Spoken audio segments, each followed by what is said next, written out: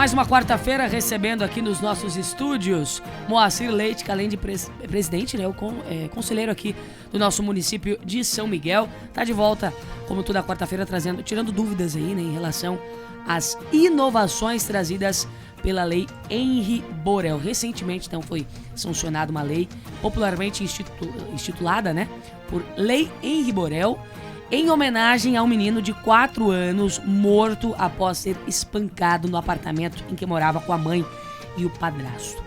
Moacir, para ficar mais fácil o entendimento, primeiramente, bom dia, seja bem-vindo.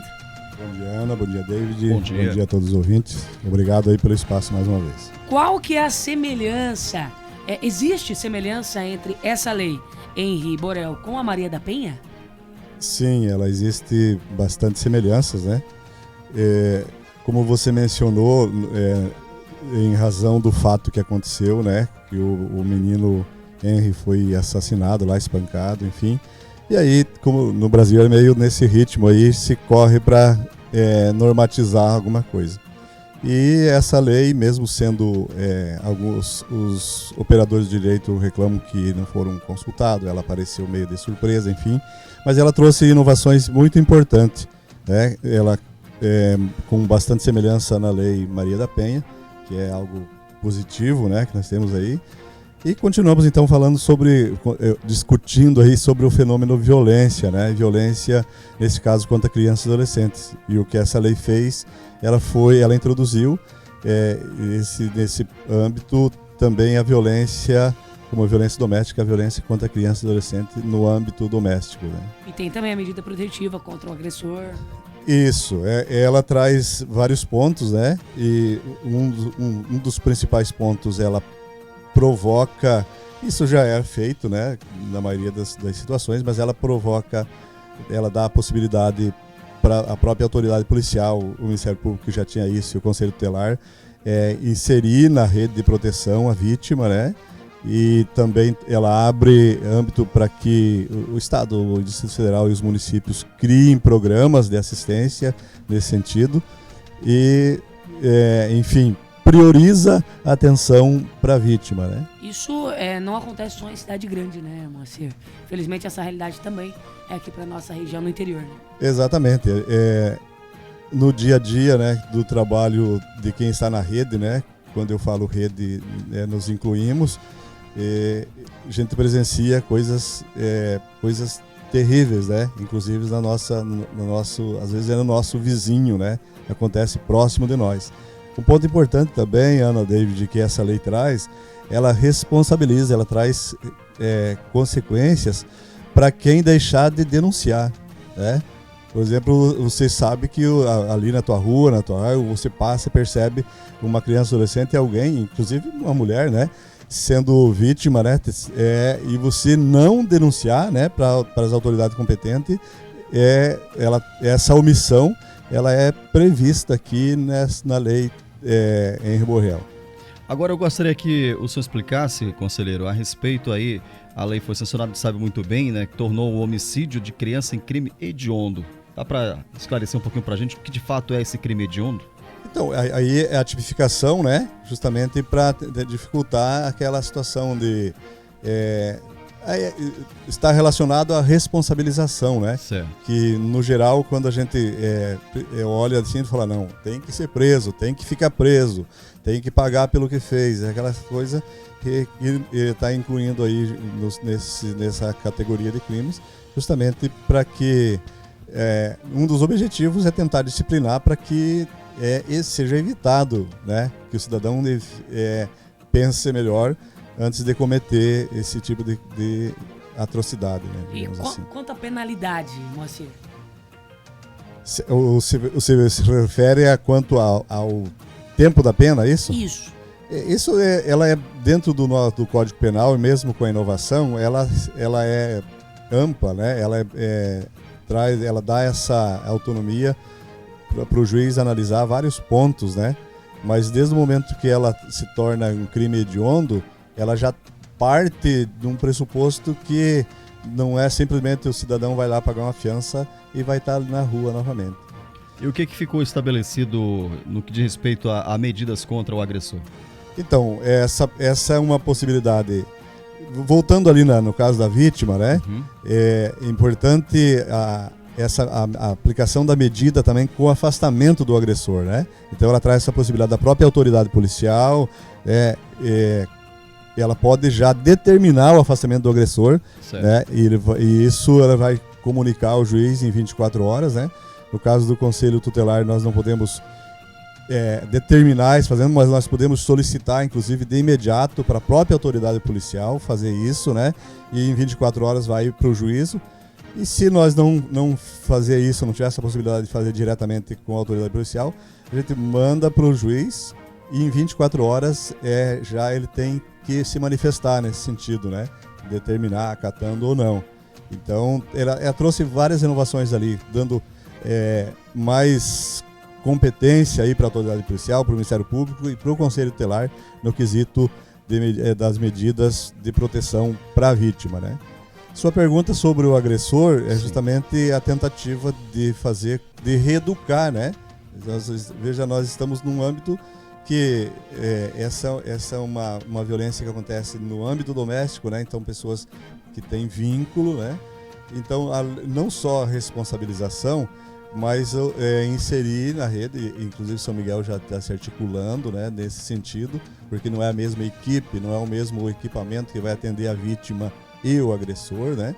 Então São Miguel já está se mobilizando nesse sentido e é positivo, né? Nós, claro que além de responsabilizar, mas a gente quer que que o agressor seja reeducado. E um ponto interessante também ali é que nessa reeducação está incluindo campanhas, né, de conscientização. Inclusive é isso que nós estamos fazendo nesse momento, né? Sim.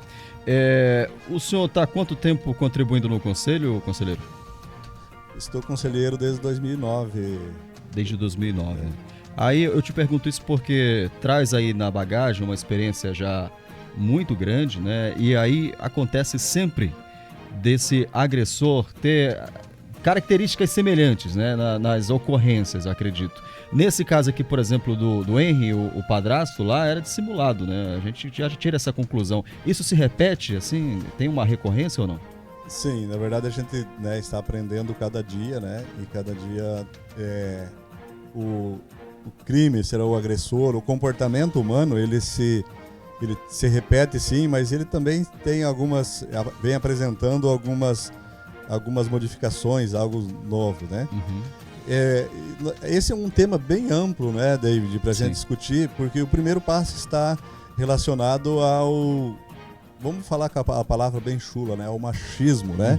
De que o homem sempre, né, nós quando vemos na história do direito, vemos que o patriarcado era o homem que mandava em tudo, né? A mulher tinha que ser submissa, era patrimônio, e os filhos então não eram reconhecidos como sujeito de direitos, né? Então essa é a nossa herança, né?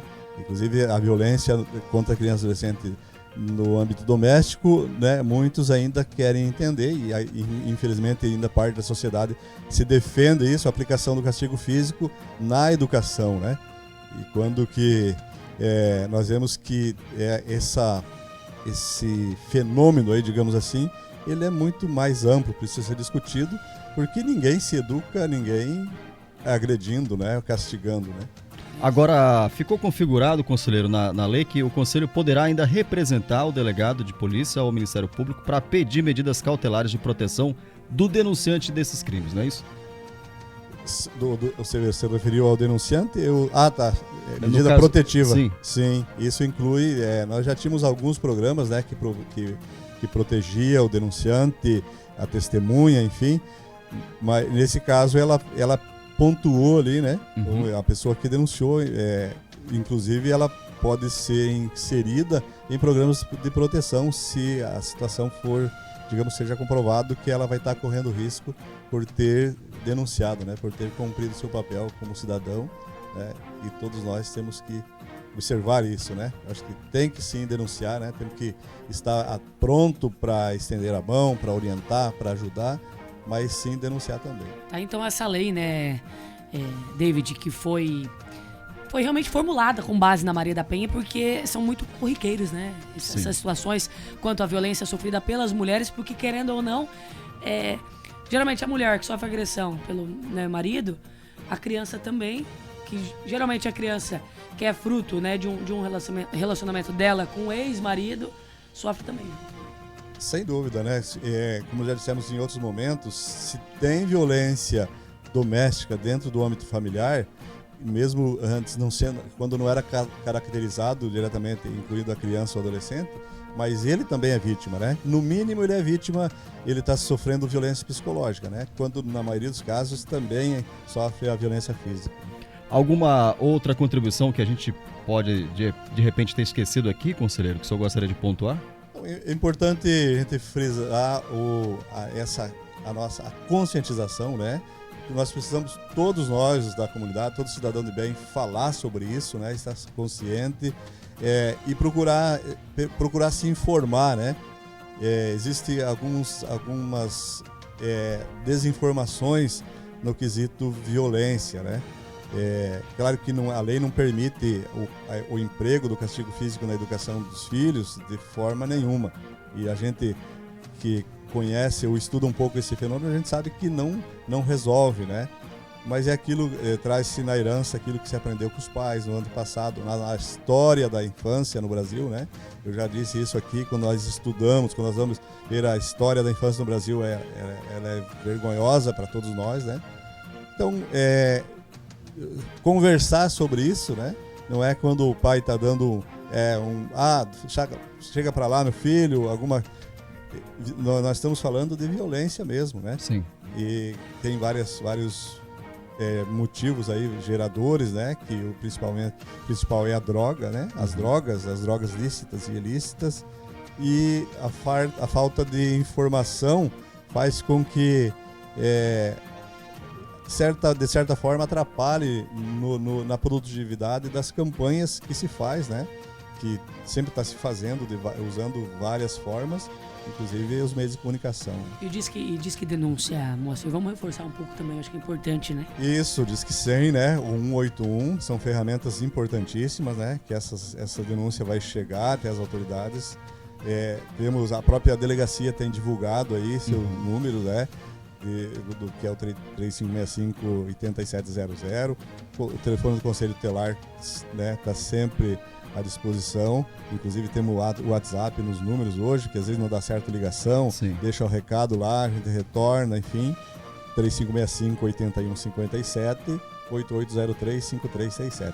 Claro que coloca o 9 antecipadamente.